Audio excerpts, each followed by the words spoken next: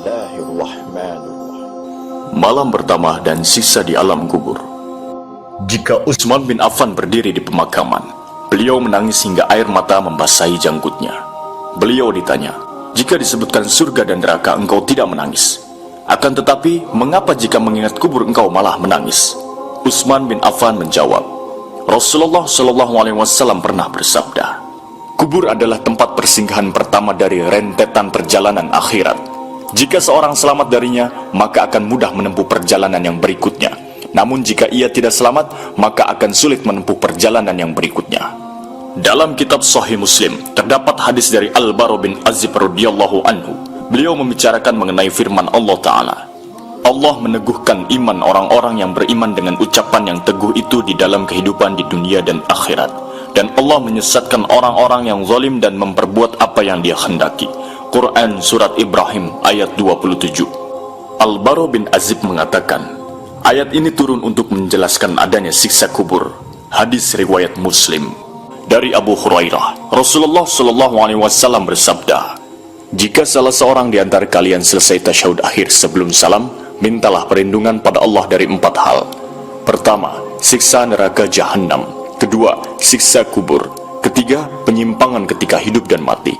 4. Kejelekan Al-Masih Ad-Dajjal. Hadis riwayat Muslim. Doa yang diajarkan oleh Nabi SAW adalah, Allahumma inni a'udzubika min azabil qubri wa azabin nar wa fitnatil mahya wal mamat wa syarri fitnatil masihid dajjal. Ya Allah, aku meminta perlindungan kepadamu dari siksa kubur, siksa neraka, penyimpangan ketika hidup dan mati, dan kejelekan Al-Masih Ad-Dajjal. Hadis riwayat Muslim. Awal perjalanan kita di akhirat. Seandainya seorang yang beriman sudah tidak lagi menginginkan dunia dan telah mengharapkan akhirat, turunlah dari langit para malaikat yang bermuka cerah secerah sinar matahari. Mereka membawa kain kafan dan wewangian dari surga lalu duduk di sekeliling mukmin tersebut sejauh mata memandang. Setelah itu turunlah malaikat pencabut nyawa dan mengambil posisi di arah kepala mukmin tersebut. Malaikat pencabut nyawa itu berkata, wahai nyawa yang mulia, keluarlah engkau untuk menjemput ampunan Allah dan keridhoannya. Maka nyawa itu dengan mudahnya keluar dari tubuh mukmin tersebut, seperti lancarnya air yang mengalir dari mulut sebuah kandil. Lalu nyawa tersebut diambil oleh malaikat pencabut nyawa, dan dalam sekejap mata diserahkan kepada para malaikat yang berwajah cerah tadi, lalu dibungkus dengan kafan surga dan diberi wewangian darinya pula, hingga terciumlah bau harum seharum wewangian yang paling harum di muka bumi. Kemudian nyawa yang telah dikafani itu diangkat ke langit. Setiap melewati sekelompok malaikat di langit, mereka bertanya, nyawa siapakah yang amat mulia itu? Ini adalah nyawa Fulan bin Fulan. Jawab para malaikat yang mengawalnya dengan menyebutkan namanya yang terbaik ketika di dunia.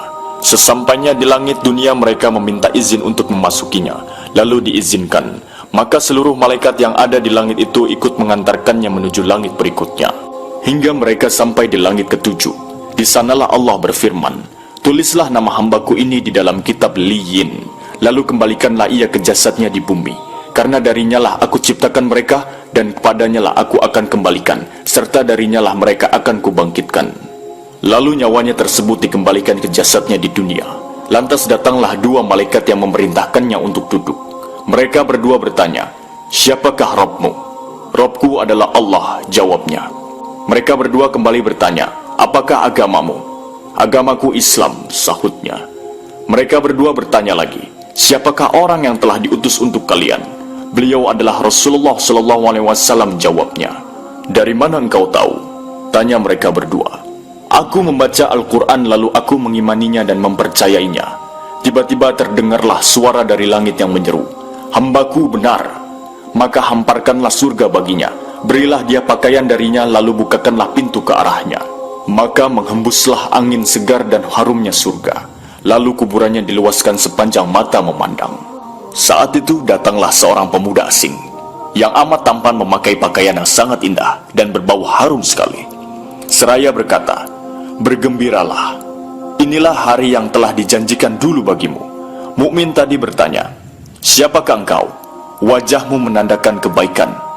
Aku adalah amal salehmu, jawabnya. Si mukmin tadi pun berkata, wahai Rabbku, segerakanlah datangnya hari kiamat, karena aku ingin bertemu dengan keluarga dan hartaku. Adapun orang kafir, Di saat dia dalam keadaan tidak mengharapkan akhirat dan masih menginginkan keindahan duniawi, turunlah dari langit malaikat yang bermuka hitam sambil membawa kain mori kasar. Lalu mereka duduk di sekelilingnya. Saat itu turunlah malaikat pencabut nyawa dan duduk di arah kepalanya seraya berkata, "Wahai nyawa yang hina, keluarlah dan jemputlah kemurkaan dan kemarahan Allah." Maka nyawa orang kafir tadi berlarian di sekujur tubuhnya. Maka malaikat pencabut nyawa tadi mencabut nyawa tersebut dengan paksa, sebagaimana seseorang yang menarik besi beruji yang menempel di kapas basah. Begitu nyawa tersebut sudah berada di tangan malaikat pencabut nyawa, sekejap mata diambil oleh para malaikat bermuka hitam yang ada di sekelilingnya. Lalu nyawa tadi segera dibungkus dengan kain mori kasar. Tiba-tiba terciumlah bau busuk sebusuk bangkai yang paling busuk di muka bumi. Lalu nyawa tadi dibawa ke langit. Setiap mereka melewati segerombolan malaikat, mereka selalu ditanya, "Nyawa siapakah yang amat hina ini?" "Ini adalah nyawa Fulan bin Fulan," jawab mereka dengan namanya yang terburuk ketika di dunia.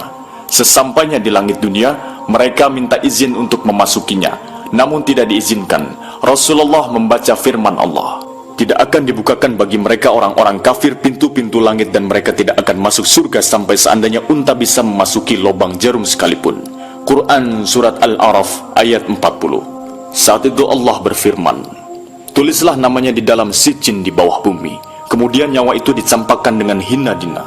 Rasulullah SAW membaca firman Allah Ta'ala, "Barang siapa yang mempersekutukan suatu dengan Allah, maka adalah ia seolah-olah jatuh dari langit lalu disambar oleh burung, atau diterbangkan angin ke tempat yang jauh." Quran Surat Al-Hajj ayat 31. Kemudian nyawa tadi dikembalikan ke jasadnya, hingga datanglah dua malaikat yang mendudukkannya seraya bertanya, "Siapakah Rabbmu?" "Aku tidak tahu," jawabnya. Mereka berdua kembali bertanya, "Apakah agamamu?" "Aku tidak tahu," sahutnya. Mereka berdua bertanya lagi, "Siapakah orang yang telah diutus untuk kalian?" "Aku tidak tahu," jawabnya. Saat itu terdengar seruan dari langit, "Hambaku telah berdusta, hamparkan neraka baginya dan bukakan pintu ke arahnya." Maka hawa panas dan bau busuk neraka pun bertiup ke dalam kuburannya. Lalu kuburannya dihimpit hingga tulang belulangnya pecah dan menancap satu sama lain. Tiba-tiba datanglah seorang yang bermuka amat buruk, memakai pakaian kotor dan berbau sangat busuk, seraya berkata, "Aku datang membawa kabar buruk untukmu. Hari ini adalah hari yang telah dijanjikan bagimu." Orang kafir itu seraya bertanya, "Siapakah engkau?" Wajahmu menandakan kesialan. "Aku adalah dosa-dosamu," jawabnya.